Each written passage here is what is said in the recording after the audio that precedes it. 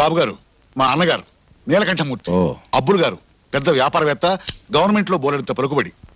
నమస్కారం బాబు. బాబు గారు నిన్నటి వరకు రంగస్థలం మీద పెద్ద పేరు పొందిన కళాకారుడు.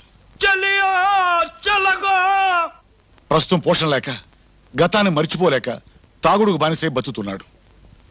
తన సంపాదన లేకపోవటం వల్ల గత్యంతరం లేక వైదేహి డ్యాన్స్ ప్రోగ్రాంలు ఇస్తూ తండ్రిని పోషిస్తుంది. అవును బాబు, వైదేహి చాలా మంచి పిల్ల. తమను మా అన్నగారికి ప్రభుత్వం తరఫు నుంచి ఏదైనా సహాయం అందజేయగలిగితే మేము వైదేహిని ఇంటిదాన్ని చేయడానికి ప్రయత్నిస్తాం బాబు. అలాగే రేపొకసారి వాళ్ళ మా ఇంటికి వచ్చి కలం మనం.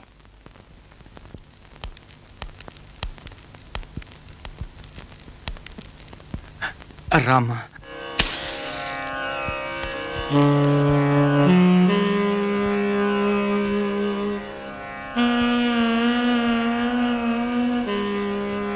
నమస్తే బాబు. రండి రండి, కూర్చోండి. పర్వాలేదు, కూర్చో. ఆ ఫోటోలో ఉన్న ఆవిడ నా భార్య. చనిపోయి 10 సంవత్సరాలయ్యింది. మనుషులు పోయినా వాళ్ళు మన మనసులో నుంచి పోరుగా. అందుకే ఆ బాధను మర్చిపోవటానికి అప్పుడప్పుడు ఇలా. తీసుకో శ్రీకంఠమూర్తి,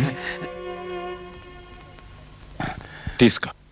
వద్దండి, ఆయన తాగితే. మనిషి కాడంటావు, కళ కోసం కాలిపోయిన మనిషి. ఆ కళ ఎలాగూ తన కడుపు నింపలేదు, కనీసం దీంతోనైనా నింపుకొని. పర్వాలేదు, తీసుకో మూర్తి.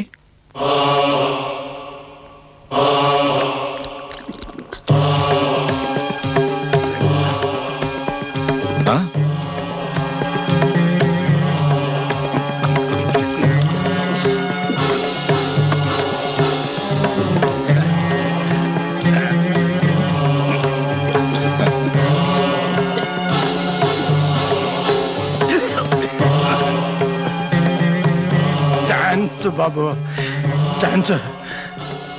బాబు బాబు బాబు, నా బిడ్డ అప్సరస సుగుణాలు రాసి దానికి ఎంతో గొప్ప సంబంధం తెచ్చి పెళ్లి చేయాల్సింది పోయి దాని చేత బజార్లో డాన్సులు నేర్పించి గొంతు తడుపుకుంటున్న యాదవుని బాబు, బేవర్సి యాదవుని.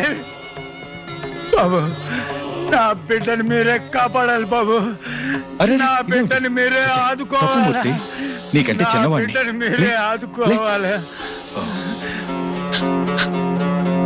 పోయి ఇలాంటి తాగుబోతు కడుపును పుట్టానేమిటా అని బాధపడుతున్నావా? Poor fellow. ఏం చేస్తాం పాపం. నీ కష్టాన్ని నేను అర్థం చేసుకున్నాను. అందుకే భగవంతుడు నిన్ను నా దగ్గరకు పంపాడు. అలాగే నువ్వు కూడా నా కష్టాన్ని అర్థం చేసుకుంటే.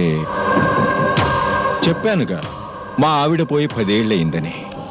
తిండి సుఖం లేదు, పడక సుఖం అంతకన్నా లేదు. బెడ్రూమ్లో ఒంటరిగా పడుకోలేక సోఫాల్లోనూ కుర్చీల్లోనూ కాలక్షేపం చేస్తున్నాను.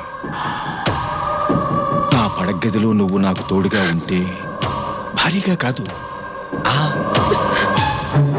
క్షమించండి, నేను బ్రతికి చెడ్డదాన్నే కానీ చెడి బ్రతకాలనుకునే నికృష్టురాలిని కాను. నాన్న, పెడదాంలే నాన్న.